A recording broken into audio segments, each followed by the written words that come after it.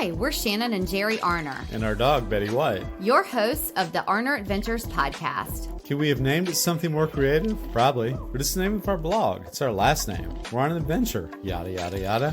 After owning our own business, working 24/7. And don't forget a mental breakdown in between. We made a lifestyle change and decided to make the most out of life. We sold our house, most of our belongings, downsized, and moved to the coast. We live life minimally, but fully.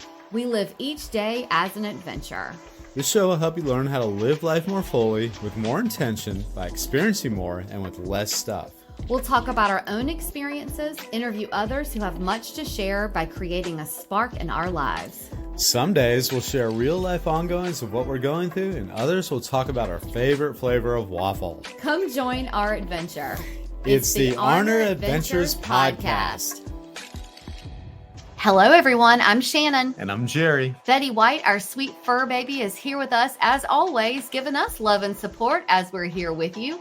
We are back for episode 22 of the Arner Adventures podcast. We have such an interesting episode for you today and cannot wait to share our guest with you. But first, let's get to our review of the week. Today's review comes from That's Miss Lori to You.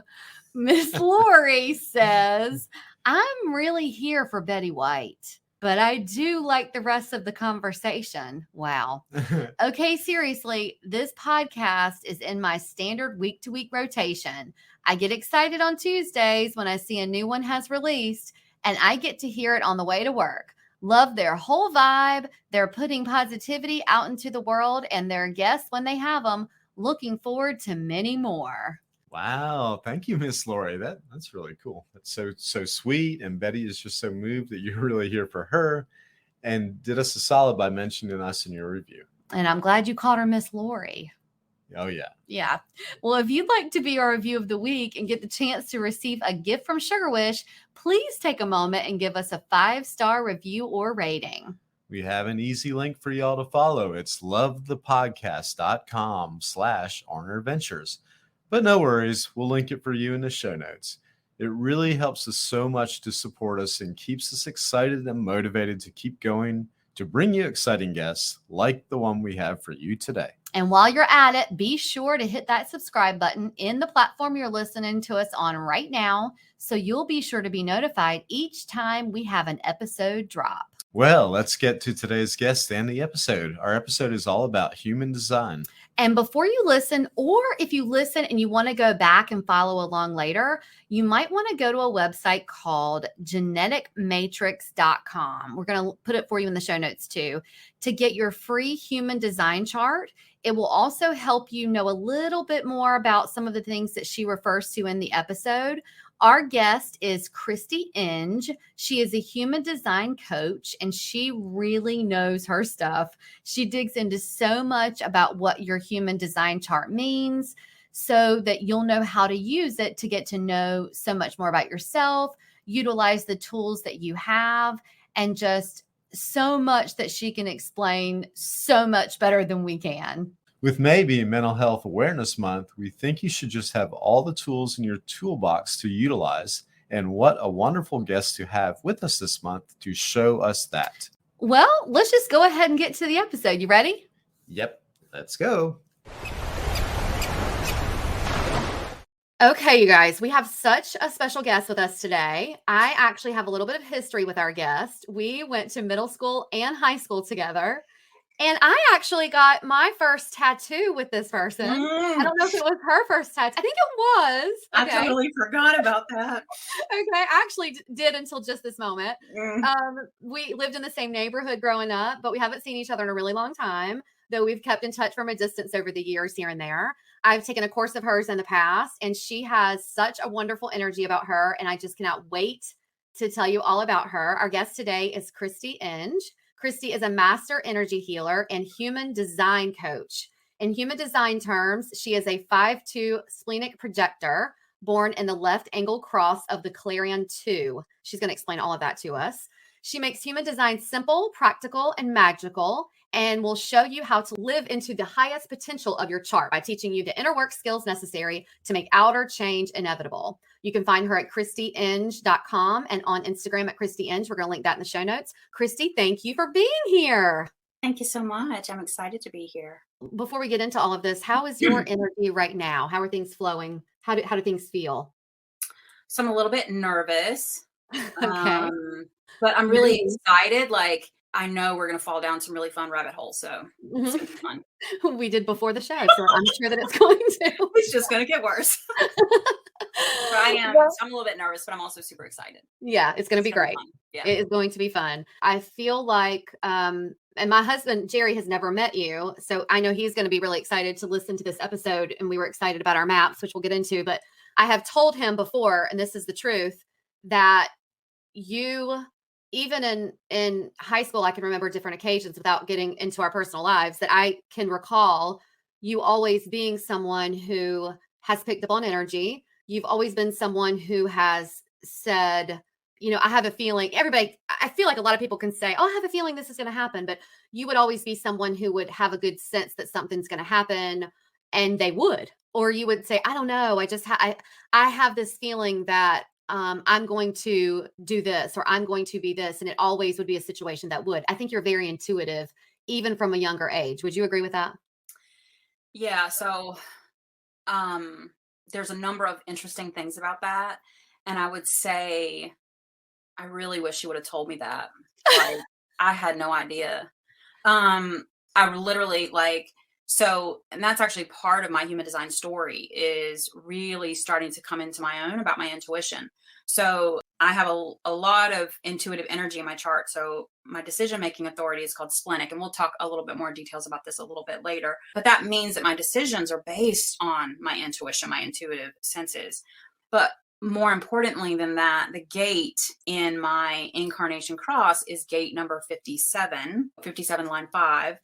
And that's the gate of intuition. And it's the most intuitive gate in the whole chart. So whatever is in this conscious sun placement, this top placement in the chart, the way I see that particular placement is that it's like a divine invitation, where the divine is like beating you over the head your whole life. Like, this is your thing. This is your magic wand. Use this tool, use this tool, use this tool. Mm-hmm. And a lot of us go through our whole life not, because what happens with these gifts that we have is that we don't see them as gifts.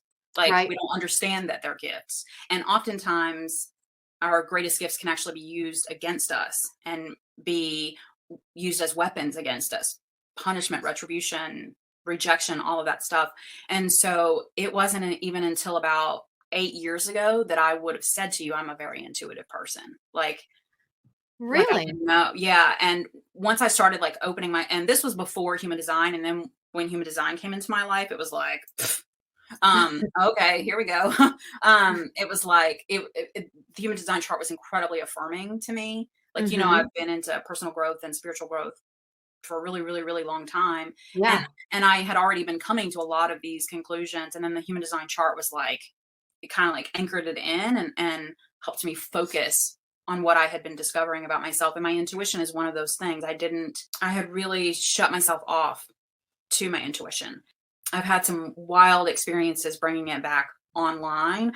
It's really interesting to me that you say that I would say this is going to happen and then it would, Mm-hmm. because I just realized within the last couple of years that I get premonitions.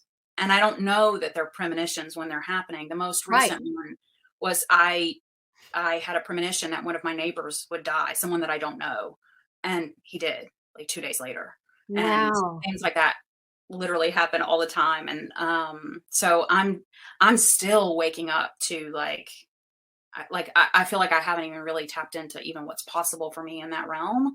You saying that feels very affirming, right? Like, oh, before I would have told you that I was sensitive. Like an And empath almost, or yeah, I identified as an empath for a little bit. I would go so far as to say that I would have told you that I was too sensitive, but I never really had language for it. I never really connected any dots that it was a gift, Mhm. Yeah. And then when I took a super left turn in my life and started doing energy practices, that's when things started really coming back online for me. But that's one of the reasons why I love human design, is that it was very, very, very affirming for me and very helpful in really owning, like, oh no, like, I'm intuitive. I can trust my intuition. I can trust those senses. I can trust what my instincts are saying. I can trust what my body is telling me. Mhm. And I can trust that I know things without knowing how I know them. And Right. I don't need logic and I don't need reason. It's okay that I just know. Right. And so my intuition has been a super important part of my healing. And Mhm. so an important part of my human design. And really, because like my spleen is lit up like a firecracker, which is that's where intuition lives in the chart, is in the splenic center. Oh, And okay. so I have almost all of them defined in my chart. I have all but 2 of them defined. And so I have a lot of, and intuition lives all over the chart, just to be clear, but that's where we would consider that very like instinctual intuition, the intuition of the body. And so we're not talking about like, I always like to make the distinction between the intuition of the body or the instincts versus like woo-woo intuition. Yeah. Like, Yeah. Yeah, I mean, I can connect with angels and stuff like that, but that's not really what we're talking about here. We're talking about the Right. instincts of the body and the body knowing. And so yeah, you actually have a lot of intuitive energy yourself. So And we'll get into the chart things in a minute, but I just was sitting here thinking about this. Was there a person that sort of discovered this human design, or how did this come to fruition of human design? yeah, so let's talk about kind of just like what human design even is. Yeah, if you could do that too. So human design is a synthesis of 4 esoteric systems. It's a synthesis of astrology, Mm-hmm. the Kabbalah, the Hindu chakra system, Chinese I Ching.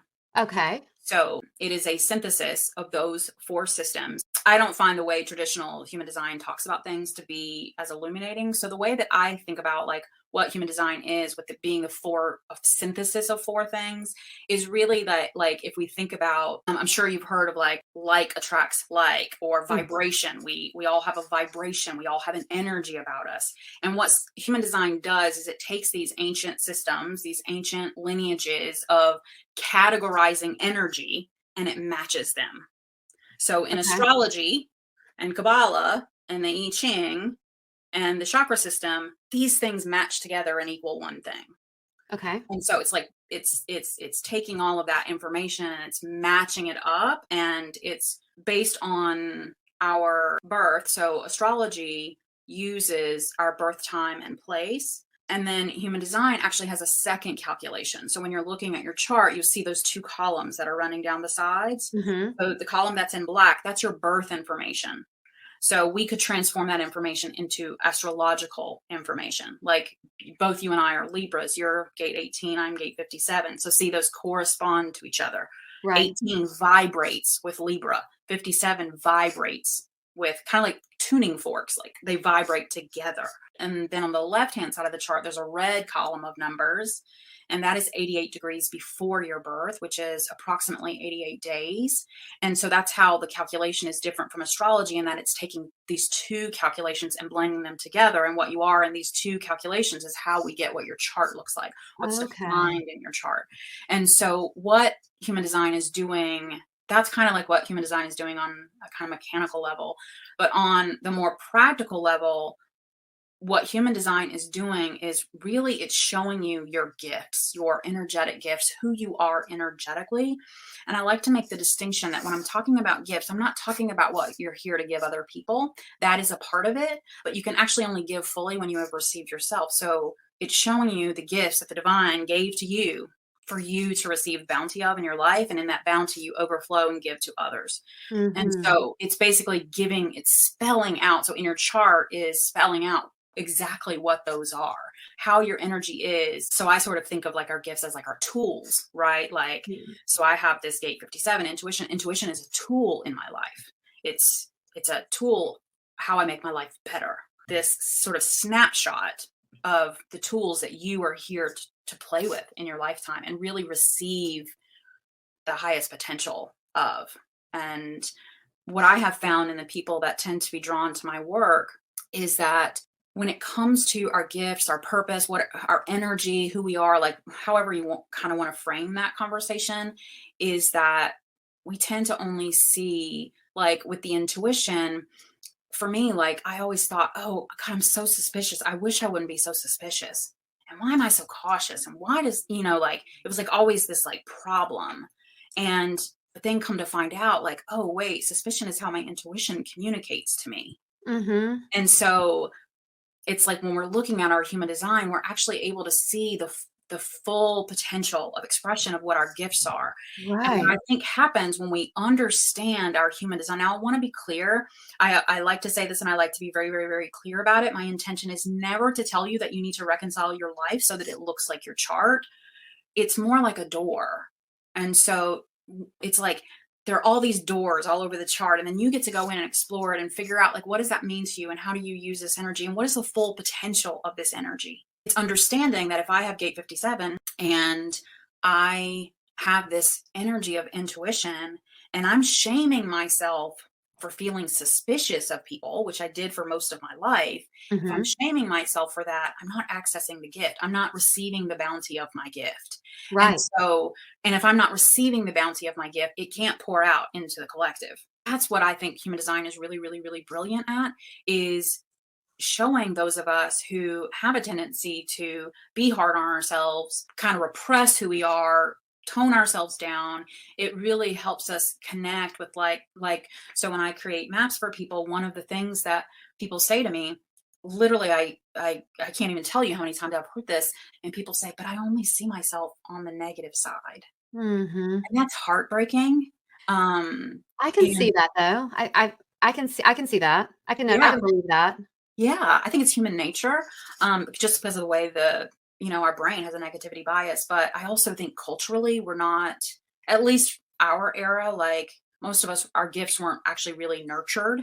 Mm-hmm. Um, it's a different time, so I'm always telling people, like, what I want you to understand is that if all you can see is the negative side, I want you to trust that if you are this, you are also that. Right. And that through these very practical practices, through these tools, by like really accessing the tools and using them, we raise our frequency, we raise our vibration. And I know this isn't going to be recorded, and so I'm kind of doing air quotes. And the reason, because like I'm not, I would consider myself to be actually woo adjacent, despite what this conversation has sounded like so far. And so like I don't mean it in that, like, I mean literally in how you feel on a Yeah. daily basis. Like the rate at which your energy is moving is Yeah. going to, like, when you're actually, so like when I'm trusting my intuition, when I am, particularly with the spleen says no, when I'm honoring that no, my life is so much better. Right. Right. And there are sort of different, in the human design chart, there are sort of different flavors of the tools. So, for example, type. So there are 5 types. Technically, there are 4 because one of them is a subtype, but they're typically talked about as if there are 5. So there are 5 types. There are generators, which Gerry is a generator. There are Okay. manifesting generators, and there are projectors. You and I are projectors. There are Mm-hmm. manifestors, and there are reflectors. And what our type is showing us, so it's a tool. So remember, everything is a tool. Our type is, when we use this tool, so our type always comes with a strategy.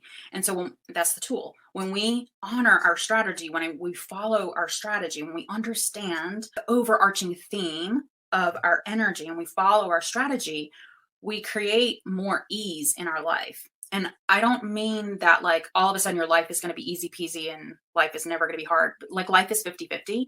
But what I mean is, I know that you've had experiences in your life, because you're a human being, where it's just like life, I'm just like bumping into life. Like life is just not like flowing. It's like Yeah. I'm bumping into life everywhere I go. That's Right. an indicator that you're not following your strategy, particularly if Right. you're meeting resistance with other people, where people are Right. resisting you in some way. That's an indicator that you're not following your strategy. And so when you're following your strategy, it opens that up. It opens up that flow so that when you're moving through your life, you're meeting with, correct, again, air quotes, because I don't mean that as a moral judgment. You're meeting the right people. You're encountering the right opportunities. It like starts to open up that flow so that you're not always like feeling like you made a wrong turn somewhere. It sort of reminds me, and I know I'm going to completely mess up the way that this sounds. So I'm just going to try my best. Yeah, go ahead. It reminds me of Okay, I have struggled. I will own it. I have struggled for years with boundaries. I struggle with setting them and sticking to them, and I'm working on it heavily right now. Um, I I struggle with telling someone no, and when I do, and I stick to those boundaries, oh, I thrive. I feel Mhm. so much better. And what you're telling me right now is that is when I feel that is when everything is aligned with me. Right. Whereas other people, Mhm. and I don't know where they would be on this map. I would imagine there are some people who would really thrive on maybe being the yes people and being the people who really always do and always. I don't know. Well, there aren't any people who are designed for sacrifice. So Sacrifice would be the word. yeah, Yeah. Okay. none of us are designed to sacrifice ourselves at the feet of other people's. Like that's codependency, is what that is. Um, So everyone needs to set boundaries is the lesson here. yeah, but Okay. so let's talk a little bit about the different types, because so boundaries are important to everyone. Mm-hmm. But when we're looking at the chart, so if you look on your chart and you see there are the 9 geometric shapes running down the middle of the chart, kind of, it's called the body graph. And inside the body graph, you can either be defined or undefined or open. So defined on your chart, that means it's colored in. So on your chart, you have a defined throat center, you have a defined spleen, you have a defined G and a defined root. What you don't have is a defined sacral center. So the sacral center is, if you look on the bottom of the body graph, there are 2 squares. There's a square on the bottom, that's the root center. The square right above it is called the sacral center. The combination of definition that you have determines what your type is. And so everyone who has a defined sacral center, so like if you look at Gerry's chart, that second square from the bottom is colored in red, whereas yours is white. So yours is undefined, his is defined, and that definition makes him a generator. And so and you can have a variety of different combinations, with the reflector type being completely white on the chart, meaning they have no definition in their centers. And so like Gerry with his defined sacral, he's a generator. He is here to say yes to the things he loves and what lights him up. And he's here to say no to the things that don't light him up, the things that he doesn't love. And so his boundaries are going to be around that saying no, right? And most people are generators. 70% of the population, between generator and manifesting generator, are 70% of the population. Yeah. And so most people are here to do what lights them up, what they love doing. And I always like to make the distinction that they love doing it while they are doing it versus loving the results of what they are doing. Because what's happening with the generator type, and part of that. So remember, we talked about, you have these gifts, and when you're receiving the gifts, they flow outward. So for the generator, when they're doing what they love, like I'm sure, hands down, you can feel when Gerry's doing something he loves versus when he's not. You can feel that, right? 100%. And when he's doing something he loves, it feels quite delicious, doesn't it? Yeah. Yeah. And so that's what he's here to do. He's here to make the world feel delicious, feel juicy, feel lit up, feel in love with life. Right. And so the different types, depending on the definition, they have these, I call it like the auric purpose, is when he's doing what he loves, he literally generates energy for the world. He creates energy. He creates vital life force. If we look at it in a very primitive way, the sacral center is responsible for creation, the creation of life. He has boundaries. If we tie this back to the boundaries thing, I knew we would start rabbit holing. But tying back to the boundaries, that's going to be like one of his main boundaries, is like, what doesn't light me up? I don't do things that don't light me up. I don't do things that don't light me up. Whereas like for the projector type, projectors, you will know that someone is a projector when you look at their chart when they have an undefined sacral center. So that second square from the top is going to be white. And then they don't have what's called a motor to the throat. Now that is a whole separate tangent. So I'm going to cover it really, really, really quickly.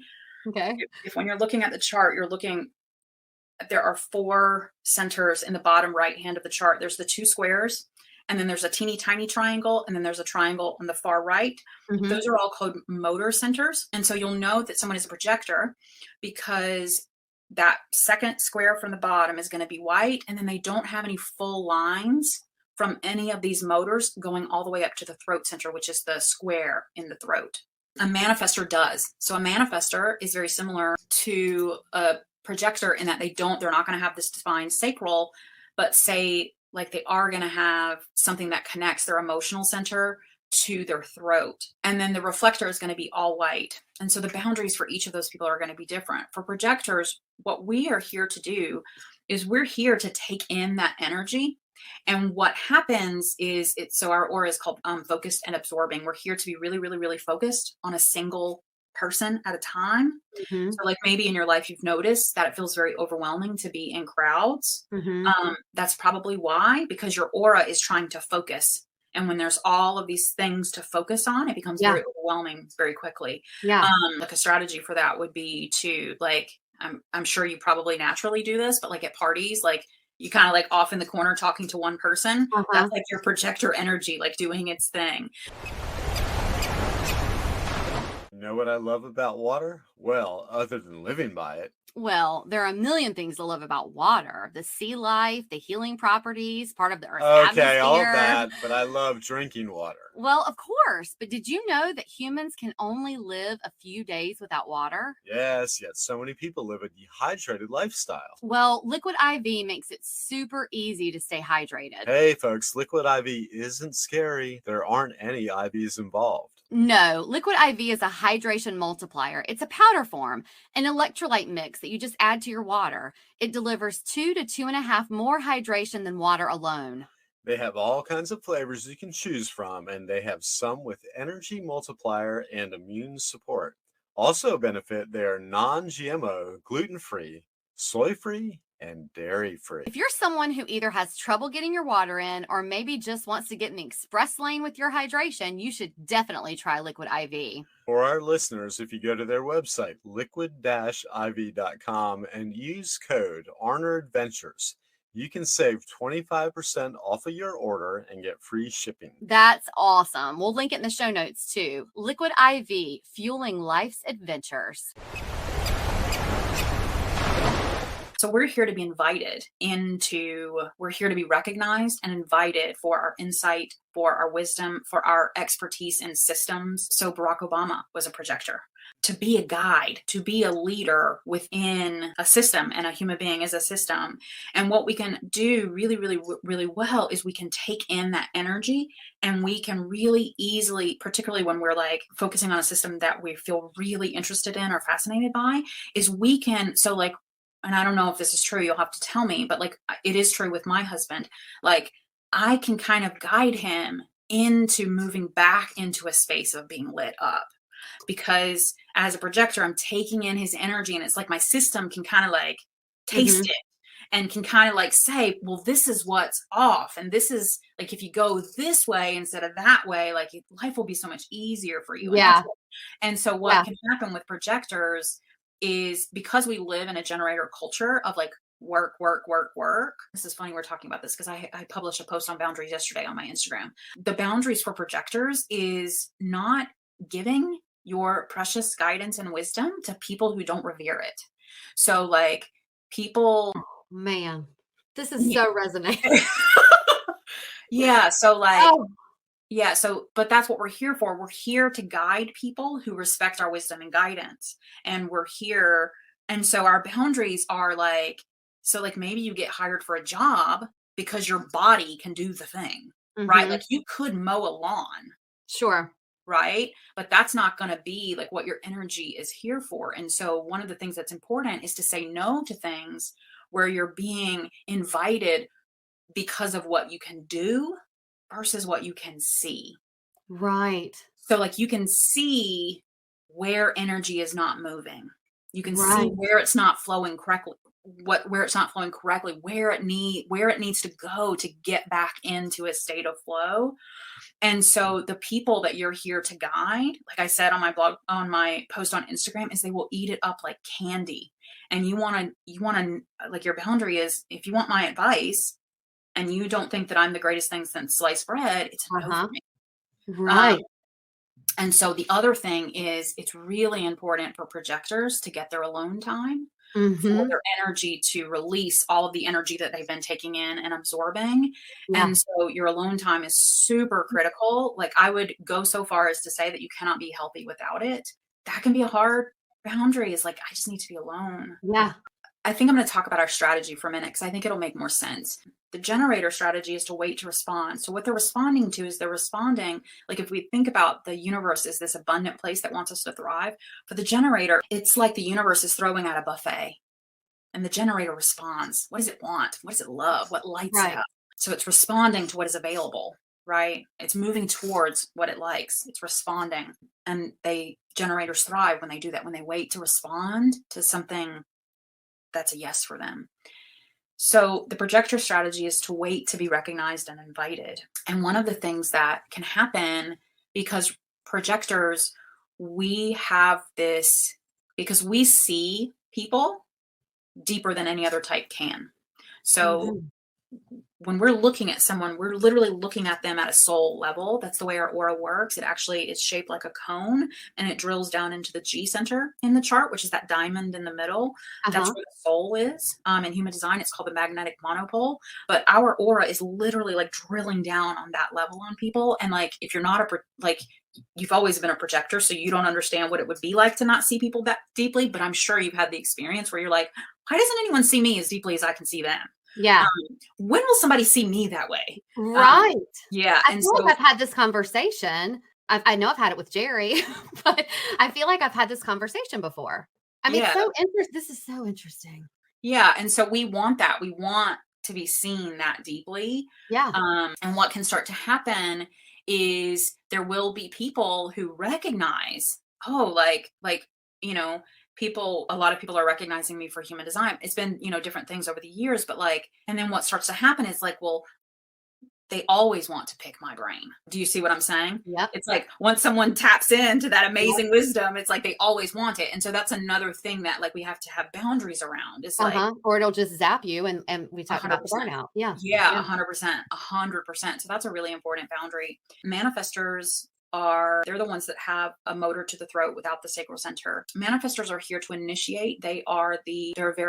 So generators are 70% of the population, projectors are 20%, manifestors are 8%. And they are here to initiate. They are here to start new things. They're not here to respond to other people. They are here to respond to the cosmos running through them. Like, I believe we're all channeling gifts, right? So, but for the manifestor, it's literally their whole world. They are channeling the cosmos. The cosmos is moving through them and out into the world, into something new. They're creating something brand new. They are initiating.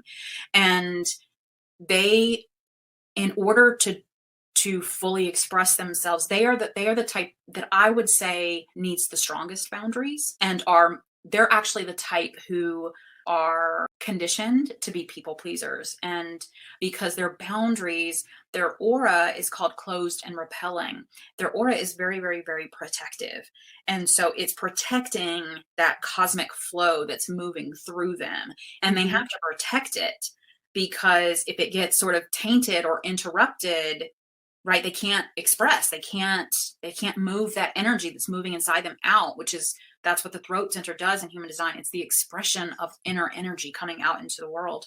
And the manifestor, that's literally all they're here to do. Like if they get interrupted or get the rest that they need, it can literally destroy them. Like, I don't mean to sound dramatic, but it can be devastating for a manifestor who doesn't have, like, one of the things that I tell manifestors specifically is like, the people, because they have that repelling aura, but it repels the wrong people and magnetizes the right people. Like the people who are here to be impacted by whatever they've initiated in the world love them, and they want them to have those boundaries. They want them to have that space to channel whatever it is that is moving through them. And that's really hard, right? Because what happens with a manifestor specifically is they get what's called the creative urge. And when they get the creative urge, they just go and they don't want to come out. Like it's like they just need to bring this thing into the world. Right. And if that process gets interrupted, it kinks up, right? No, I don't think any of us love to be interrupted, but it's like this this cosmic energy, this cosmic flow that gets interrupted. And it's really hard for them to get back into it if they're being constantly interrupted. And so their boundaries are really around that. And I tell them, like, surround yourself with people who are affirming that your boundaries are important. Because what you're doing, like the way I think about boundaries is that our boundaries are our containers for our values. They are the containers for what is important to us. The boundaries of that container are sacred.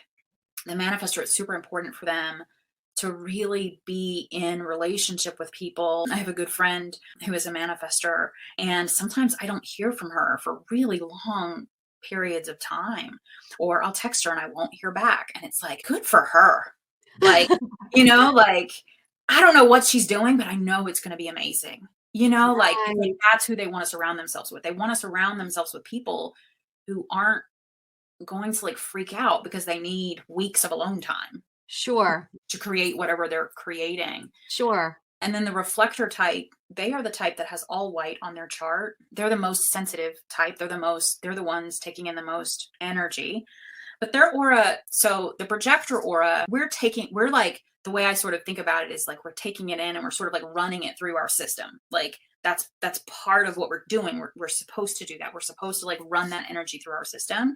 And that's how we know where to point it, where to direct it. But for the reflector, they're sort of like the thermometer of the collective. They're only 1% of the population, and they're like a sacred mirror. So when you're looking at the life of a reflector, Elon Musk is a reflector. Okay. And so what that means is that he's actually reflecting the collective consciousness back to us. He's reflecting where our consciousness is. He's reflecting back what integrity is or isn't. Wow. Like they're like a thermometer for integrity. They show us when we are in their presence, when we are watching them, they are showing us our temperature, our energetic temperature. They're super sensitive to their environment. They are super sensitive to because they'll just reflect back. Whoever they're with, they're going to reflect that back. They're going to like be that, but bigger. That can cause a lot of problems if they don't know that they're a reflector, first of all. Reflectors, it's really important for them to surround themselves with people that they like themselves when they're with them. Does that make sense what I'm saying? Yeah. Yeah. If they're with someone and they're like, I don't really like myself when I'm with them, that's a sign they're not the right relation. They're not a right relationship for you. I follow a reflector on Instagram. Her handle is The Balanced Blonde. Might have a V in it, might not. She talks about traveling, and it's like they're sort of like sampling all of the energy and then they're sort of throwing it back. It's like, oh, I just love this place. Like, this place is amazing. And it's like, that's an indicator. Like, oh, this is a good place for them. Versus, they're like, I fucking hate this place. Like, that's a sign. Like, that's a boundary for them. Like, don't go to places that you hate yourself when you're there. Yeah. And so if we kind of like bring this conversation sort of back full circle, is that all types need boundaries because your boundaries are literally all over your chart. So they're important for everyone. It's good to know that there's not someone who, and I love that you said a sacrifice. Yeah, nobody's here for that. That's actually that's good. That's good to know. Yeah, that's actually I know we were talking about this before, but the background frequency of the planet that's changing is that tribal circuitry, is that sacrifice energy is a very like negative expression of tribal energy. It's like sacrifice yourself for the tribe, but none of us are actually here for that. If you've been on Instagram and seen any memes at all, I'm sure you've seen that you can't give from an empty cup, but like that's true, right? Like things become a meme for a reason. Yeah. So we're all here to fill our cup and then let it overflow. Yeah. I say day and age, but I don't think it should be a trendy thing about self-care, is that really you're not beneficial to anyone else until you care for yourself. I think that what I'm understanding, because I don't think I understood this before this conversation, is that it doesn't change. I mean, your human design, you were born. I mean, it's not going to change throughout. It is what it is. So, it does change, but the essential energy doesn't change. Okay. So and to say that it changes wouldn't technically be correct. What does happen? So we have all of the chart. So there are 64 gates in the chart. If you look at the centers, you'll see the little things, the little tubes that are kind of hanging off the side, and then there's numbers. Mm-hmm. So, like the head center has gate, that's the one at the very top, has gate 63, 61, and 64. So those 3 gates are always in the head center. And if that's in your chart, it's going to be defined in your chart. Gerry, for example, has gate 15 in his chart. That's in the G center. You have gate 5 in your chart. Together, you fill up that whole channel. And so when you're with Gerry, you're going to have easy access to gate 15 energy. But gate 15 is not defined in your chart. Mm-hmm. So it's like we always have access to everything in the chart. The way the metaphor that I have used is, my dad is a contractor, Mm-hmm. and he has like a van, right? That he drives to these contracting jobs. Mm-hmm. And inside the van, like, I don't know what he actually has in there, but for the sake of my metaphor, he has a ladder and a hammer and a screwdriver and nails, right? That's what's in the van. Right. And then he also has a shed. And in the shed is a power washer. Mm-hmm. But he doesn't use the power washer every day. Right. He uses the ladder, the hammer, the nails. And so he can just go to the shed when he needs the power washer.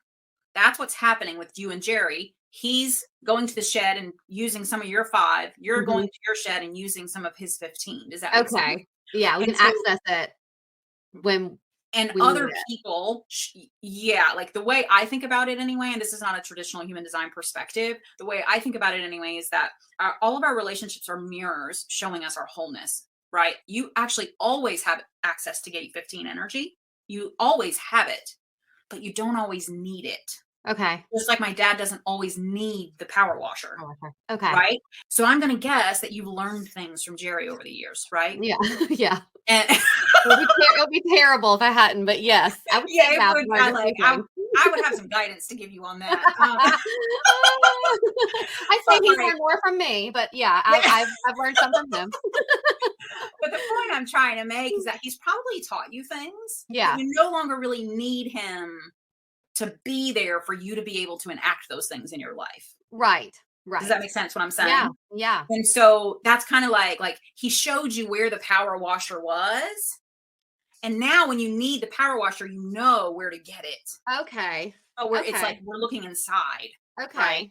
He's showing you where the power washer is inside of you.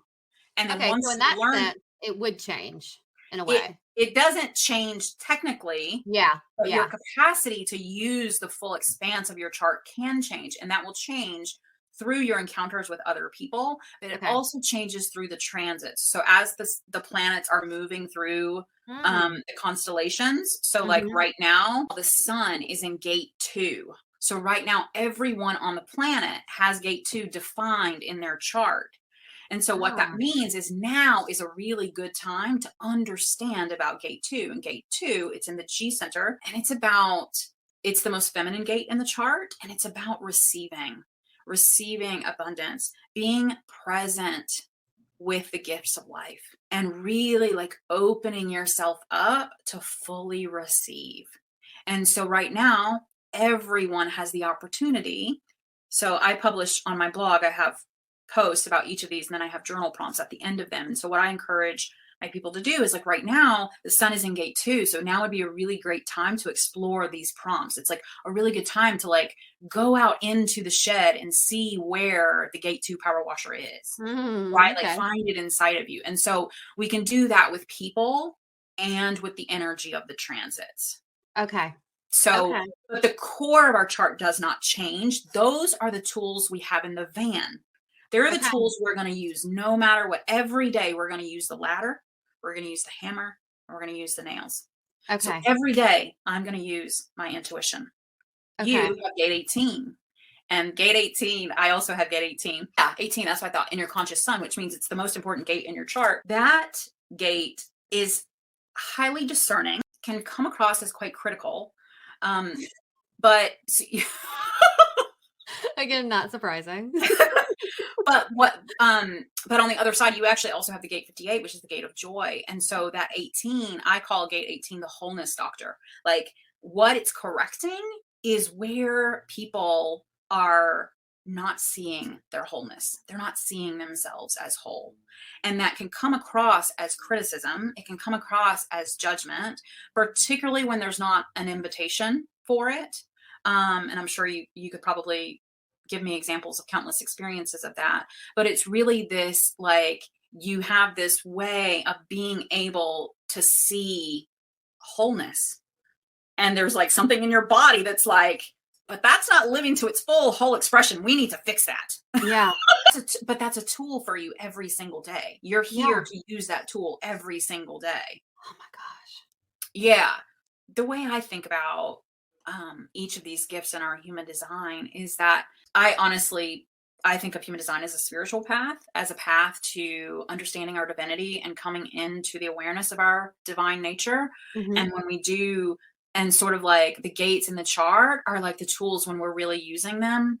We are sort of, our consciousness is awakening. We are using these tools for awakening. It's not that you'll never need to be receptive, right? It's just, Right. it's not a focus for you. It's not the most important thing. What's more important is for you to open your lens and see the wholeness versus the brokenness. Does that make sense? Yeah. Yeah. Yeah. Because you can only like, and here's what I really love people to understand about these spectrums of energy is that the only reason you can see the brokenness, the only reason you can see what is flawed or not right or whatever is because you have that background frequency of being able to know that wholeness is there. Mm-hmm. Right? Do you see what I'm saying? Yeah. And so that practice for you of always of like looking for the wholeness, right? Looking for, how is this not broken? How is this perfect the way that it is? How is this, does that make sense? Yeah. That's more your work than being receptive. Yeah. Yeah. And it's not that like, so like I'm actually in a period in my life where, because this is receiving is really hard for projectors specifically, because as non-sacral beings, we're not here to work in the traditional sense. We're here to guide. But we live in a culture that values work. Yeah. Like get to work, put your body into whatever you're doing. Yeah. Hustle, hustle, hustle. Yeah. We can't sustain that. We don't have that sacral energy to sustain that. We can kind of get a little twisted up in the value of what we can see and the value of our guidance, like that 18, that ability to be critical or to see those flaws and what's broken. It's actually like it's literally your most potent gift, and you're here to be supported for that. You're here to be recognized. And like there's often a conversation is like, so well, like if someone pays you, is that recognition an invitation? And I'm like, well, it's recognition. It's not an invitation, but it is recognition. You've all heard us rave about Sugar Wish. I don't think there's a day that passes where I'm not telling somebody about it. Sugar Wish is definitely one of those businesses where you ask yourself, why didn't I think of that? How many times have you wanted or needed to send a gift to someone and it was either one, last minute, or two, you didn't want to send just another gift that's going to lay around and take up space? Or you just didn't have any idea what to get the person? Sugar Wish allows you to send a sweet gift to someone and the recipient gets to choose their favorites. We've received Sugar Wish gifts and sent Sugar Wish gifts, and they are always a hit. You cannot go wrong. It's super easy. You go to the website, sugarwish.com, choose the size of the gift you want to send, enter a personalized message and note tailored to the person you're sending it to. It arrives to that person or pup via email or text. The recipient then gets your message and then chooses what they want. They have so many options to choose from. Candies, cookies, popcorn, snacks, tea, coffee, wine. Yes, wine. And Betty's fave, dog treats. Betty gets to choose from crunchy, chewy, jumbo, and training treats. It's perfect for your fur baby or the dog lover in your life. Use code Betty White, that's all caps, one word, Betty White, to save $7 off of your Sugar Wish gift. We also have the link in the show notes. Sugar Wish always saves the day. And so you're here literally to be recognized, as in have resources in exchange for those gifts. But because we live in this culture that's hustle, hustle, hustle, like there's often a lot of like mind drama or conditioning that we have to work through in order to be like, as a projector, our emotional theme is success. And what I have discovered is that the easier my life is, the more successful I am. And that has been hard, right? Like that's hard because of our culture. Right. Yeah. I think, gosh, you're absolutely right. I was having this conversation with someone recently too, that just because of what I've gone through in recent years. Just, I mean, I went through a terrible burnout that led through terrible depression. And it really was from working myself to death and not taking care of myself mentally nor physically. I felt like I was doing the right thing because I felt like, well, I was working 24/7. That's what I'm supposed to do. That's what you're supposed to do. Yeah. And now that I'm taking care of myself and less physically working and 24/7, and I work less that way physically, less hours, it's weird for me. And yet I go, but when I feel better mentally and I feel better physically and I go, oh, okay, that is success for me. I do feel successful. 100%. I go, oh yeah. 100%. It's not about the which I'm going to get into in a second with you on the next question, is that it isn't about the things. It's not about the hustle anymore. Mm-hmm. It was because I felt that pressure. I felt like that's what it was supposed to be about. Yeah. You know? Yeah. And I want to throw in here, because just statistically speaking, most of the people listening to this are going to be generators. Mm-hmm. And so I want to speak to them about, because generators can burn out too. Mm-hmm. Any type can burn out, and generators can be also conditioned to just work like a dog. Like, you know, one of the things I say for their boundaries is like, don't surround yourself with people who believe you're a workhorse. You're here to, like, my husband can work in the yard and feed the birds for God knows how long. Right? Like, he just loves it. It's because, like, when they're doing what they love, they're literally generating energy. That's why they're called generators. It doesn't mean they never get tired, but generators want to go to bed good tired.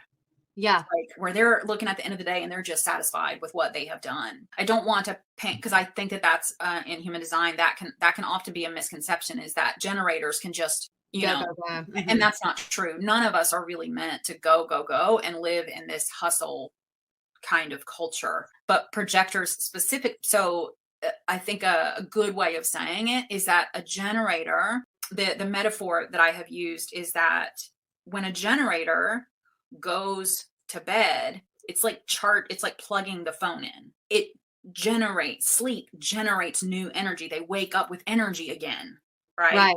Whereas a projector, the phone's not getting plugged in, right? It's not like it's not recharging itself. Right. And so, because we literally need that generated energy to guide, right? Yeah. I just don't want to sort of paint a picture that generators can't burn out, because they definitely can, but projectors are absolutely more likely, because they're plugging in when they're with a generator who's lit up. Yeah. Yeah. Like, that's when their phone is getting charged. Yeah. Yeah. And whereas a generator, it's getting charged every night when they go to sleep. Right. So on the topic about things, and just speaking on behalf of like Gerry and I as like minimalist and getting rid of our stuff and all that. And I don't know if you were talking about it this way, so I'm going to get some clarification, but you said on your website, our attachments show us where we are fucking ourselves, and not in a hot way, where we are giving our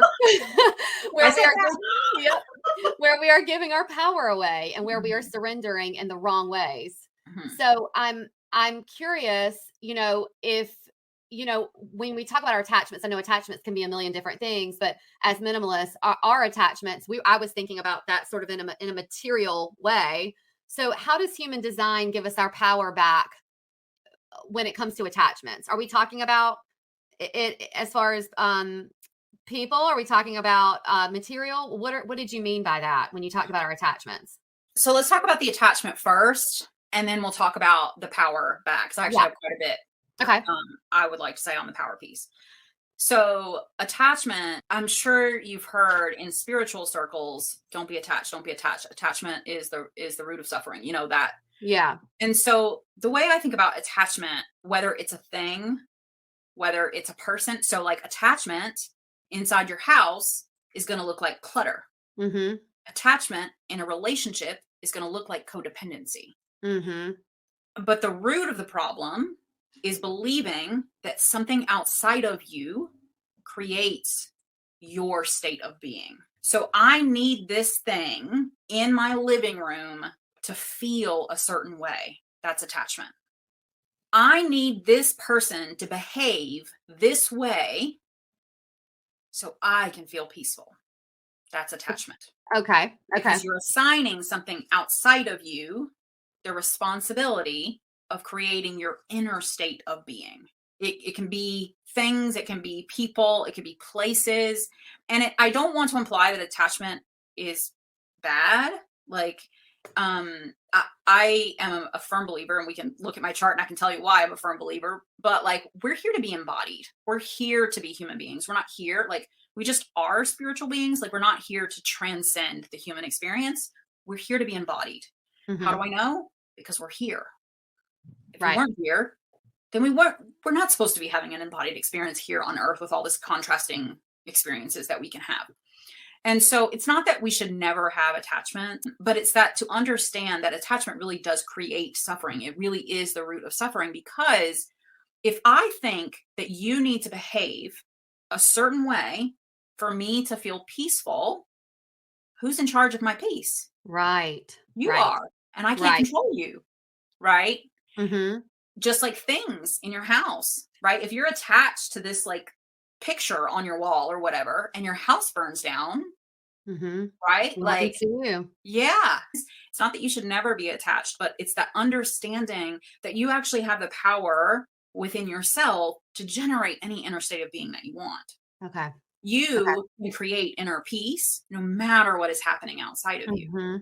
On the power piece, it's a really interesting question, because I've actually been on a little bit of a journey with the whole sort of saying of take your power back. And I've come to realize we don't need to take our power back. We actually just need to stop giving it away in the first place. Like, that actually solves, right? Like, if you're not giving it away, you don't have to take it back. But when it comes to human design, like, we don't actually want, I actually say this all the time, we actually don't want to be creating attachments to our chart and to what our chart is telling us. Because if I'm like, Shannon, you're here to like see the wholeness, right? And to really allow yourself to open up to that, right? And you're like, yeah, no, like, I'm not here to be like, no, for real. Like, you better do it. Yeah. Like, what I think is that our human design actually shows us where our power is. It's like the chart isn't giving us our power back. So let's say that, so I also have gate 18. I don't have it as prominently as you, but I do have it. And I definitely, can notice myself in it, in public, going to the grocery store, and the lines are long, right? And I'm like, fuck, what the fuck? Why don't they open lines? What is wrong with them? Don't they see that there's like 79 people in line and it's backing all the way up? Like, what are they doing? Like, is the manager even here? Right? Right. And in that, where's my power? Right? Right. But then if I'm like, oh, wait, that's gate 18 doing its thing, I can be like, oh, wait, how's this situation perfect just as it is? And can you kind of feel the difference of what I'm saying there? The more you know, it's like the more you know about yourself, that's how you not take your power back. Stop giving it away. Stop giving it away, right? You access your full power, because like when you're bitching about how long the lines are, you are attached to the grocery store being a certain way. Right. Whereas you have the opportunity to cultivate an inner space of this is perfect, this is whole, this is complete, just as it is right now. It's a very embrace be here now moment. It's a very the spleen, as you say that, the spleen is all about living in the now, being present in the now and taking in the now. That's how the body knows, right? Like, the body knows what it knows in the now. And so all of those gates in the chart are going to have that sort of like presence quality. Because if you think about it this way, let's say that you're walking down a dark alley and there's a murderer behind the trash can, right? If you are fully present in that moment, your body is going to pick that up long before you could see the murderer, right? Like, you're going to feel that creepy feeling. Yeah. But you have to be present in your body, right? If you're like scrolling on your phone and you're like thinking about the meeting you have tomorrow, your body can't pick up. All the gates in the spleen are working that way. They're working all through our senses. I don't remember which sense the gate 18 is, but our very primitive senses, our taste, our sight, our sound. And so it requires presence, because the body can only pick up what it can pick up when you're present, right? Right. And there's a lot of energy in the chart around being present in the now. and you actually have gate 20. I don't know where it is, but that's literally called the gate of the now. But that 18, yes, there is that kernel of like, can I just be present with this experience in its wholeness, in its perfection of what it is right now, versus like give my power away to the manager who's not doing their job. Right. Wow. God, this is so interesting. I know. when someone comes to you and says, I want to know more about this and I want to know my human design. So do they first run their chart, or do you run their chart and then you guide them through what it means? Because it does look like a foreign language at first. Yes. And do you sort of counsel them through what it means? And then like, walk me through what this whole, the dynamics of what all of this looks like working with you. Okay. Working with me specifically. Yeah. So I am the creator of, the Human Design Map and online deconditioning portal. And so it's the only thing that I sell. It's $222. And what that is so I don't work with people one-on-one. Okay. What happens is they order the map, and it's a written guide. It's 100+ pages. And what it does is it goes in depth into a person's type and strategy, because type and strategy are synonymous with one another. Strategy is determined by type. And then also authority, which we can talk more about that because we haven't even touched that. Authority, which is where you look for making decisions inside of you. So I cover that, and then I cover profile. So you're a 3-5, I'm a 5-2. I think Gerry's a 6-2. If I'm remembering that correctly. So that's a profile. That's another. So like, remember, we've got these tools, right? Yeah. And each one is sort of like a flavor of how the tools are working for you. They sort of tell you something different. So authority is decision making. Profile shows you your karma in the context of collective karma and your role in that, what you're doing karmically. And then I also cover all 4 gates of your incarnation cross, which are, if you're looking at the chart, the incarnation cross are the top 4 numbers in those columns. So there's a black column and a red column, and they're filled with numbers. And so I cover those top 4. That top 4 is called the incarnation cross. And those are the most important gates in your chart. Those are your most important tools. And so the map is 100+ pages that covers what all of that means in detail. I don't want to say that there's no one else doing this, because I could never possibly know that. But what I know from what I'm told about the map that I make specifically is I'm really super focused on helping people see the spectrum of energy that is available to them. There's something really, really, really magical about that. Like tomorrow when you go to the grocery store, like you're going to have that experience is going to be different, even if you don't change anything. Right.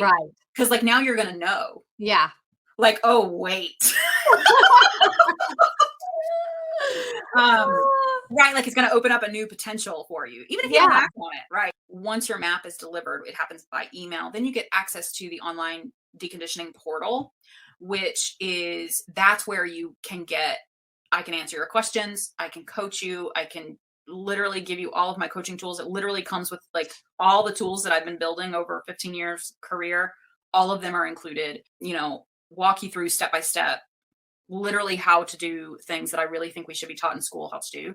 Emotional skills, mental skills, spiritual skills that are really, really, really essential. So like if we can tie this back to the boundaries conversation, that means when people ask, you have to be willing to say no. Right. And the problem is that we've been conditioned to believe that we have to say yes. And so what happens through conditioning is that we start to take on personas. We start to squash our actual gifts and talents, and we start to amplify things that we think people will like, to the point of like, one of my mentors calls people pleasers liars. She's like, people pleasers are liars. Like, that's just it.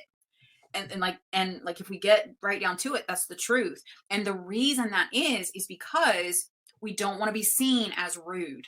We don't want to be seen as, like one thing for me was like, oh my God, I don't want people to think I'm too big for my britches. Like, and the work that I do inside the deconditioning portal is specifically like step-by-step processes for unwinding that so that you can reclaim too big for your britches. and show up and do what the fuck you need to do.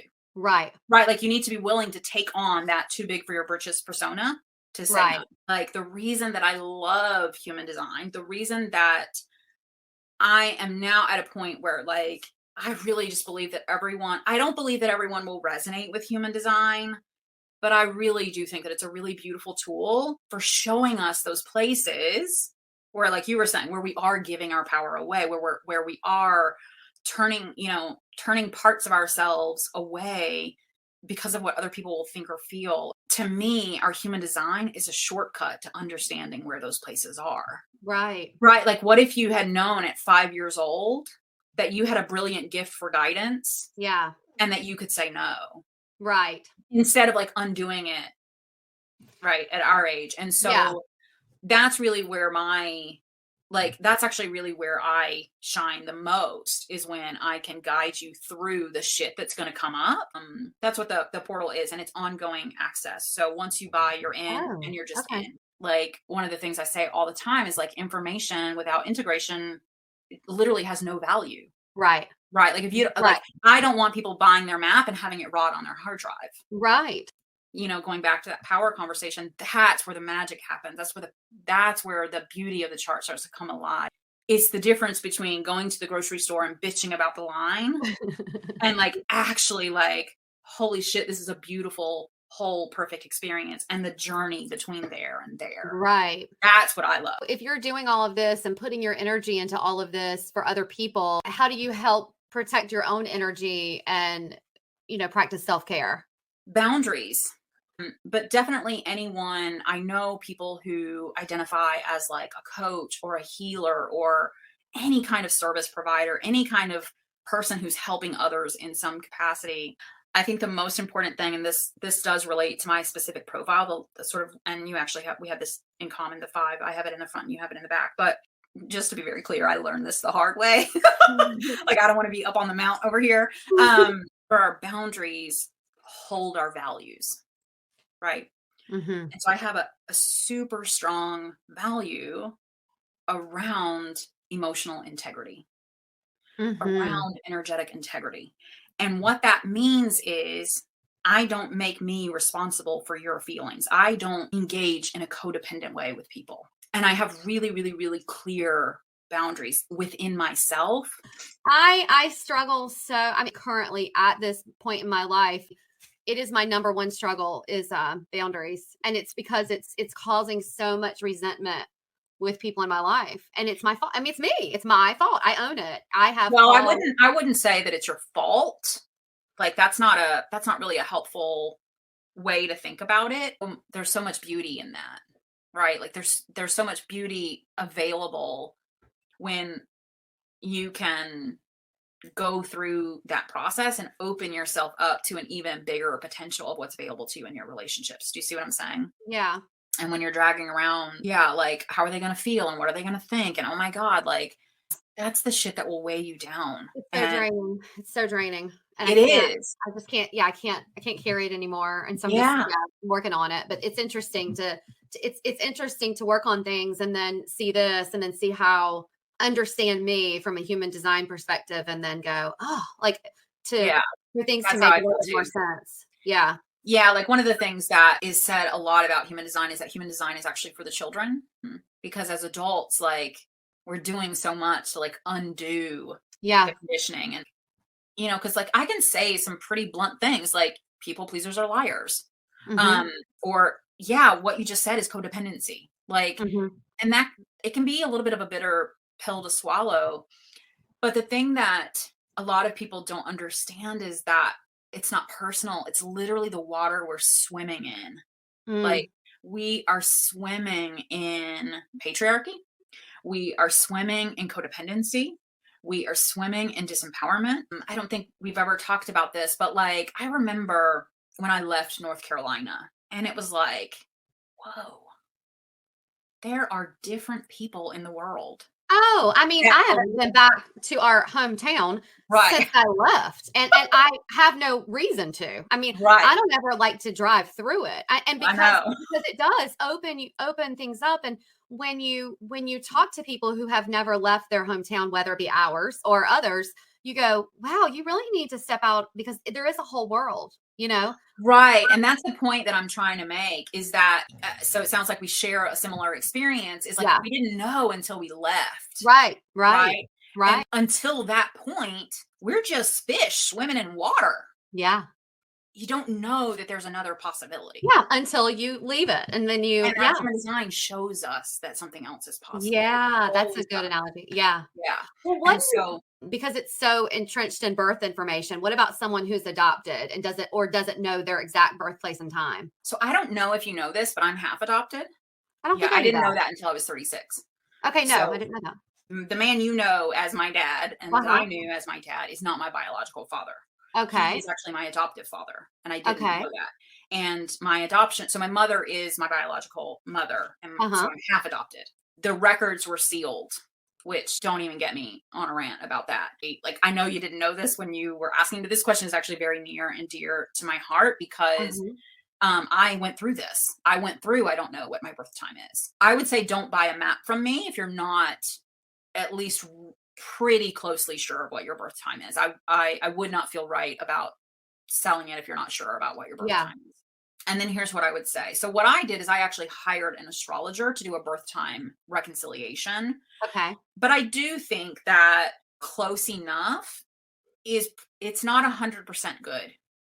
It's also not good if you want to go into like super nitty gritty. As long as you have a relatively close range, for most people, that information is not going to change. I have never personally done this. People have used a pendulum to determine their birth time. So here's what I want to say about not having an accurate birth time. That everything is happening for me. Everything is happening for me. And we can look at where that is in my chart. I have gate 51, which is the gate of shock in my conscious earth, which means that shock is what grounds me. Shock is the energy of awakening. Like shock is on this end and awakening is on the other. And so I'm very grounded in everything that happens is for my awakening. Right. That's literally just my approach to life. One woman I was following, like her mom said 7:30. And so she assumed like 7:30 in the morning.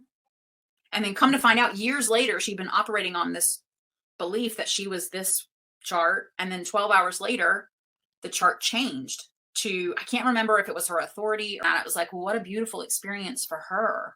Because to me, again, maybe it's just me, but like my whole thing is like, I, more than anything else, like I don't care if you hate every word that comes out of my mouth and you never want to hear from me again. If you walk away from this experience, trusting yourself even just a tiny bit more, it was worth it. And so what I would say is that even if you're working with the wrong time, what a beautiful experience in self-trust. Yeah. And trusting that whatever, because we do have all the charts, we do have the van and the shed. So there's literally nothing in the chart that you're like, yeah, no way. Like that you wouldn't identify somewhere on that spectrum. Yeah. Right? Like all 64 gates, you're going to identify with literally all of them on some level. Yeah. If running your human design, even with the wrong time, gets you looking inside, gets you, then it's all worth it. And it doesn't matter what time it is. Now, because listen, if you submit the wrong birth time on your map, I'm not going to remake it for you. So don't buy it in the first place. Don't intentionally do that shit. What the hell? Yeah. Like you have an administrative fee that you have to pay if you do that. Double check it before you send it over. Yeah, but like for real, like that's the way that I see it is that no, don't buy a map from me if you don't have a time that you feel relatively good about and you don't know anything about human design at all. Like you don't know enough to be able to know. I would just run a couple different times and see if any of those major points change. And then just through your exploration, just trust that looking inside and questioning, is that me or not? Yeah. And just being mindful that sometimes, there will be pieces where you're like, oh, it's really going to be because of who you've been told you are. But like, I think that it's worth it even for just the intention of like, if it says you have splenic authority, like really just exploring what happens when I honor that my body's no, right? What happens when I do that? So we're going to go to the rapid fire questions. Number one is Sunrise or sunset? Sunset all day. Okay. Okay. Number two- Vacations only happen where sunset can be watched every day. I agree. Number 2, go to bed early or sleep in? Oh, Jesus, go to bed early. Wine or coffee? I'm sober. We would have to say coffee. Okay. Yeah, I've been sober for about 15 years. Okay. Congratulations. Text message or phone call? That probably depends on what's happening in the transits and who the conversation would be with. Okay. So we'll just leave it at that. Like, you got to be special if we're going to talk on the phone. I'll just I'm be the same way. Look, my sister will text me and she'll say, "I'm getting ready to call you. Everything's okay." If you're calling me, something's wrong. Like, Yeah. don't call me. Just text me.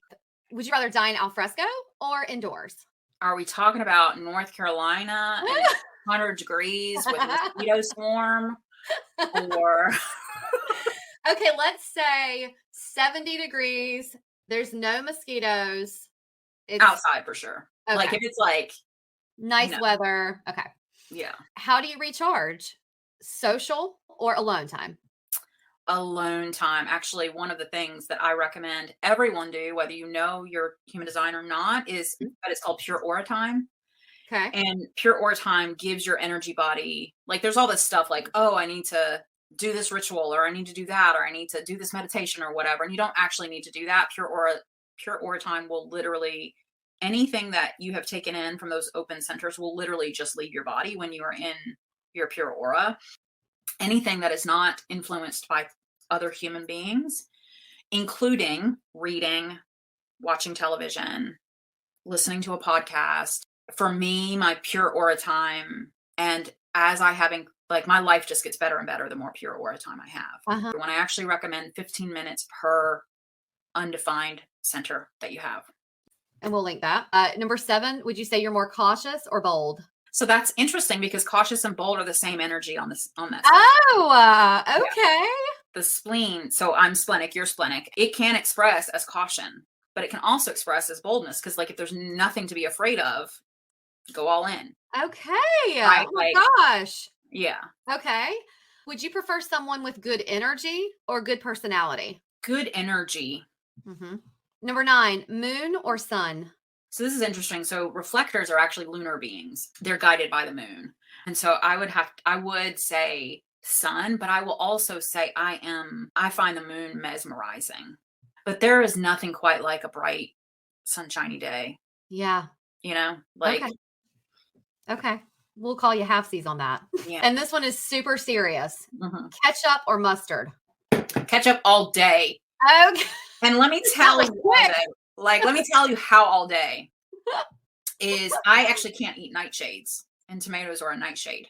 And I actually make my own ketchup. I either make it with, well, you can make it with a number of things. Right now I've been making it with papaya, but like that's how much ketchup. Wow. Like, I freaking make my own because I can't eat the real stuff. Oh my God. I didn't know that. Mm-hmm. And then this is the most important question we ask everyone. Mm-hmm. What does a life well lived mean to you?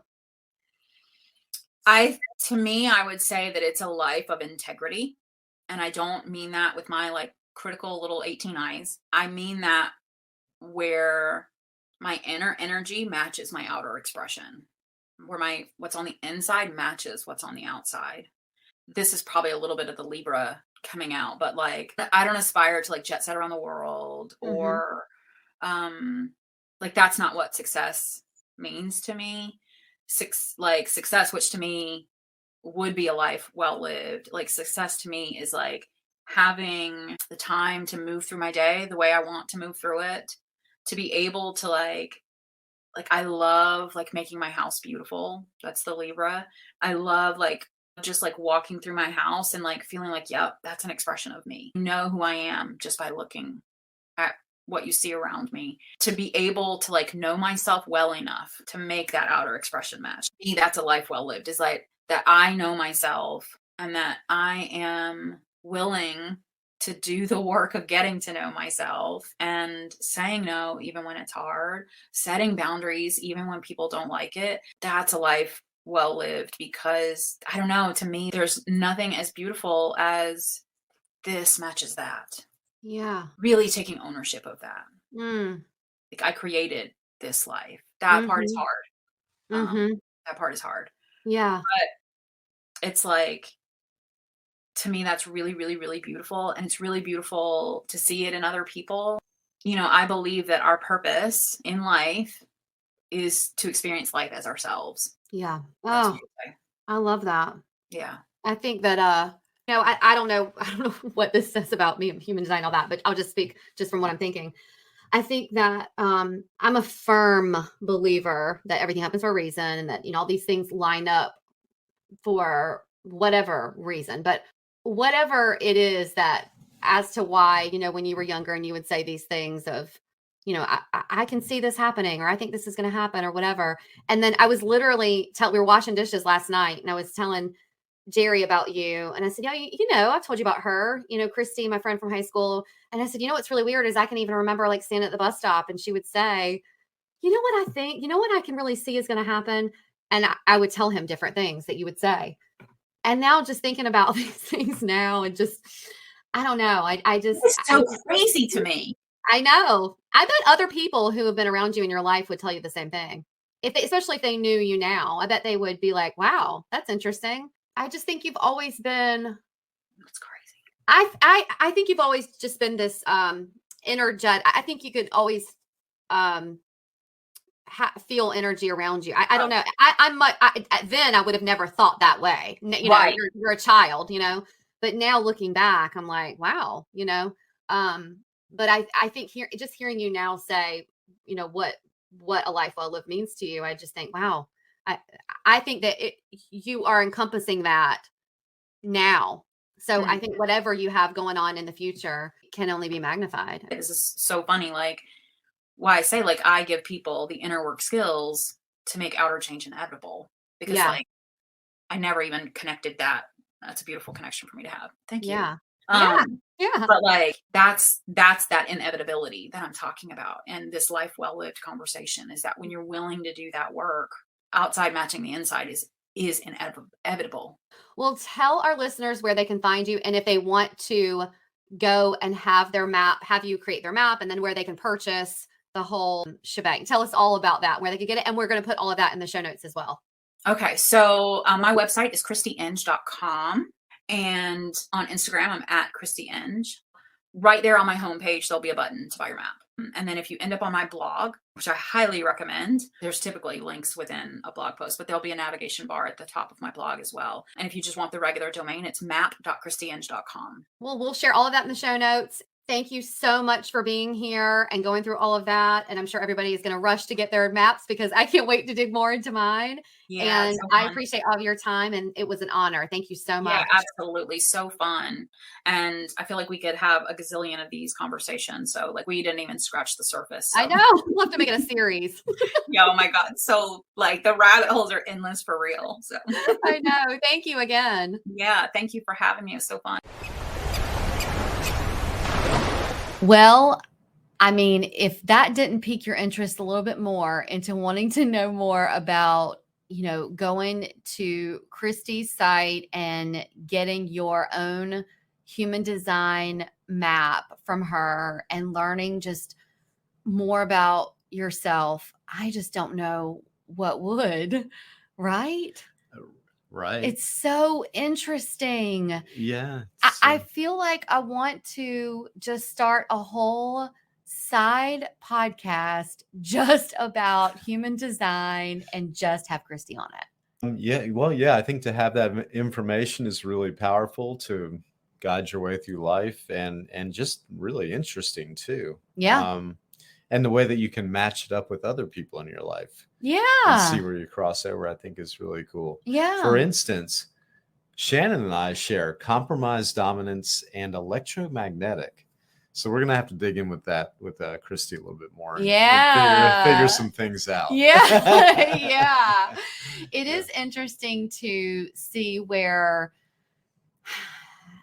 I'm going to kill it. I don't even know how to even explain it because I am not a human design coach. Christie is. But it's interesting to know when you get your map to learn a little bit more about how if you don't have certain links or you don't have certain things, that there are other people like where she was explaining to me before the show and a little bit during the show where there are ways that I don't have or you don't have, and we come together and help each other with those energy. You know what I mean? Yeah. Like we help each other. And same with Yeah. me and Christy, that it was that the flow kind of matches really well. So that's really neat. It's really neat to kind of tap into it. And the way she explained it was like her dad and the tools and the van and the, you know, the power washer and just utilizing the tools that you have. So, well, they talk about chemistry between people all the time, but this breaks it down. yeah. Into specifics. Yeah. I really enjoyed it, and I could have kept talking to her forever. And it's definitely a conversation for another episode for sure. A lot you could get into. Yeah. Oh my. Yeah. And It could she, be its own podcast. that's what I just said. Well, yeah. But she said too that we didn't even scratch the surface. So it's you can really get into it. I can't wait to get our full map from her and dig into it more. And so if you want to get your map, of course, we're going to link that down in the show notes. If this episode resonated with you at all, please share it with a friend. Please go and visit Christie Inge on her website and her Instagram. We're going to link both of those platforms in the show notes. And as always, you can find us at arneradventures.com, on Instagram at arneradventures, also linked in the show notes. So until next time, enjoy the journey that you're on. We're wishing you lots of adventures. Bye.